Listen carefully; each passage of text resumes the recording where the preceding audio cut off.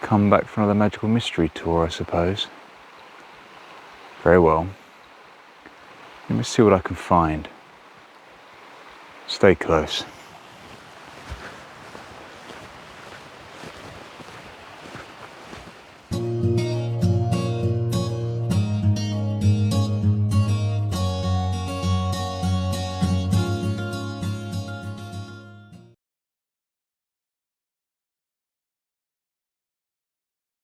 What a beautiful morning it is here to come and visit one of my favourite stone circles so far, actually, in the UK.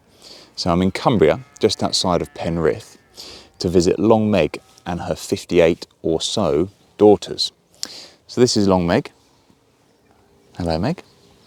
And she is the leading 12-foot high monolith. And we'll go and visit her daughters now, and I'll tell you a little bit more about the place.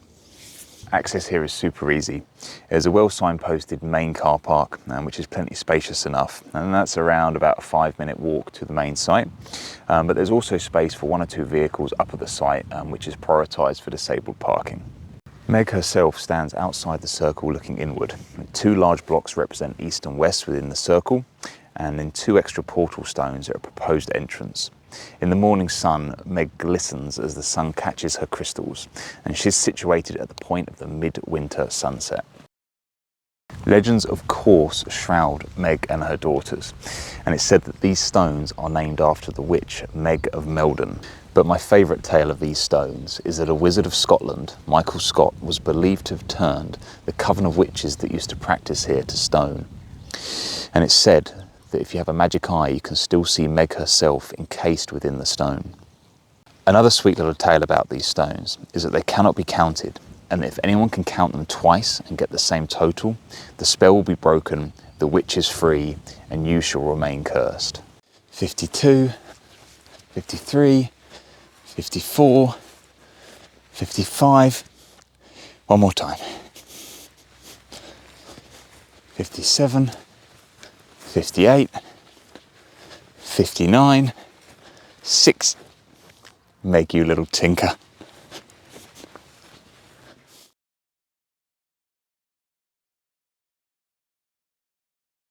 Welcome everybody to Little Meg. Just to save you the embarrassment, Little Meg is actually not the 3 or 4 stones that lay just at the top of this field at the farmer's entrance there. I sat there for far too long before I looked over my shoulder and realised Little Meg proper was here. So here we are, Little Meg. In terms of access, I would actually leave your car at Meg and her daughters and then walk on the country lanes here. It's about 15 minutes, really nice walk. I only saw a handful of cars on my sort of journey up here. So you can also park. There's a lay-by just at the top of this field. But like I said, that's also a farmer's entrance, so you'd probably have to be quite quick if you were to come in here. Okay, so a little bit more about these stones. So again, we're beginning to understand that there's this wider formation of stones, of Neolithic stones, that spread out from Long Meg that we previously visited.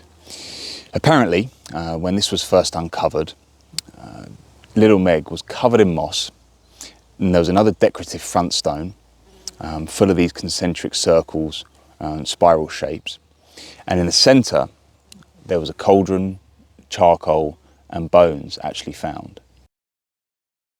When you come to a place like this and you just stop and contemplate on what might have been happening all of those years ago, it just blows my mind completely. The same at Long Meg, the same at all of these other ancient sites in this area, the same as all the ancient sites across the UK. Like, we're so lucky to be able to have these on our doorstep that tell us, or at least gives us glimpses into that ancient past. I just think is fascinating. And with this place, you know, as you walk down the kind of side of the farmer's field here to visit, you really get a sense of what it might have been like in terms of a landscape without the tree lines. You know, you really get a sense of vastness and the wild that would have made sense that this was a good working spot.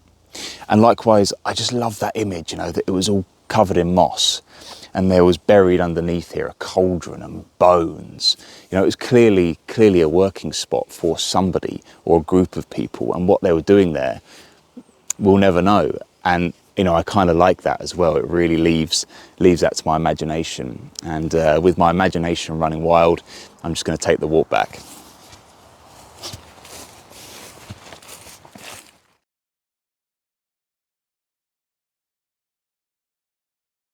A 15-minute drive away from Longmeg is King Arthur's Round Table. Unfortunately now this site is enclosed by busy roads and buildings, the creation of which destroyed the Henge's northwest entrance and part of its bank and ditch. But this Neolithic site was previously the master of its own landscape. Evidence suggests that there were two large standing stones which would have stood at its entrance. This, coupled with its large circular platform, would have been quite the sight to behold. The site is dated to around 2000-1000 BC. Its name was only attributed to it at a much later date. Academics suggest that its name was given during the 17th century, when legends of King Arthur were prevalent in the area, and it was thought to have been a location for jousting. Personally, I think this name diverts the attention away from what this site would have been originally used for thousands of years ago. Its purpose, yet again, we just don't know.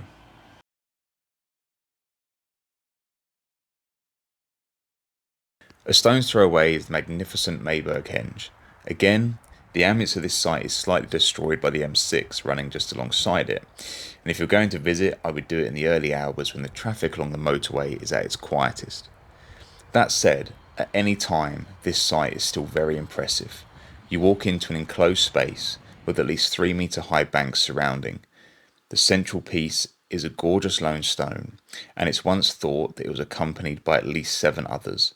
These were suggested to have been removed somewhere in the 18th century to provide building materials for local castles or bridges. Legend has it that the builders who removed these stones became cursed, one becoming lost in madness, the other hanging himself.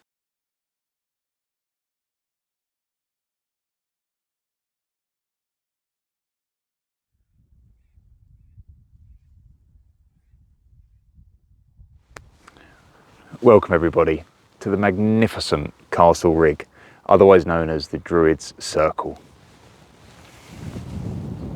and some sheep. This place is utterly jaw-dropping. The circle consists of 33 stones from an original 42, 10 more forming a rectangular enclosure within the circle itself. This apparently is a highly unusual feature, which I believe is only seen at one other stone circle in the UK.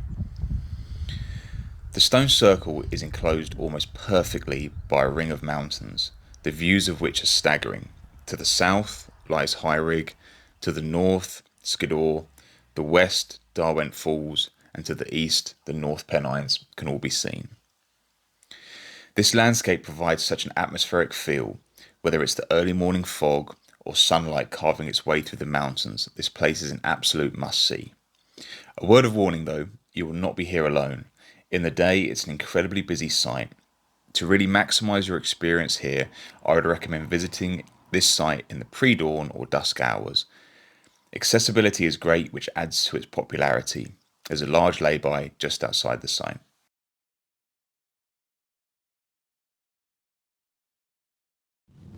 Welcome everybody to the small but very mighty stone circle of Birkrigg, and I absolutely love it up here. You're overlooking Morecambe Bay and the tiny little village of Bardsea, which has got a really amazing Gothic style church. You can see the spire poking out from the trees, and there's like a Gothic style chapel on the horizon over there, which I haven't taken a look at yet, but yeah, really amazing place, and sort of 360-degree views all around. I will say this, one word of warning, do not follow Google here. I did, and it took me to Bardsea, and you can access this stone circle from Bardsea. It's a little walk up, but it sends you right into the bracken, and that's where I spent about the first hour before I found this place. And there's a road just there, which I found when I finally found the circles, which is just there. So this is a 10-stone concentric stone circle with kind of outer lying stones that are a bit more jagged in formation and a bit more erratic. But yeah, really, really amazing place, and the kind of place where you just want to come and hang out, bring some lunch and enjoy the peace and quiet. You know, it's pretty special up here. It's got a nice feel. So yeah, Birkrigg Stone Circle.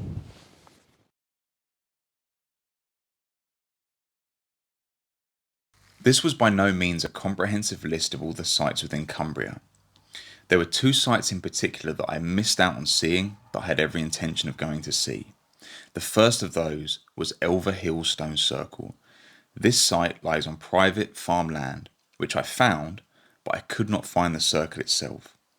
Perhaps this shouldn't have surprised me, given that this site is thought to be home to the elves, Elva meaning leader of the elves.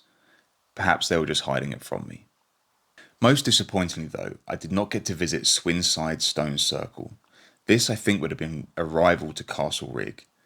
Access was blocked on the day that I drove here due to roadworks. However, it was a journey that was not in vain. The road to Swinside is worth the trip alone, a single track road that meanders through the mountainous moorland. However, visiting the sites that I did still left a lasting impression on me. At every site, there are signs with descriptions, and on every sign it said that we don't know what was happening here, that they were likely sites for trading or for some form of ritual. Others suggest that the sites could be linking to local water sources or forms of energy within the land. I firmly admit that I am biased when looking at these sites. I lean toward that spiritual meaning behind them and to the people that used them, in whatever capacity that was. When you stand there at these sites, at any of them, you certainly don't feel like they were some form of trading post. I tried to look at it logically, beyond my own reasoning, but I just couldn't make the justification stick for these sites that they were used for something like trading. Perhaps they were at some point, but I very much doubt that was the original reason for them being built.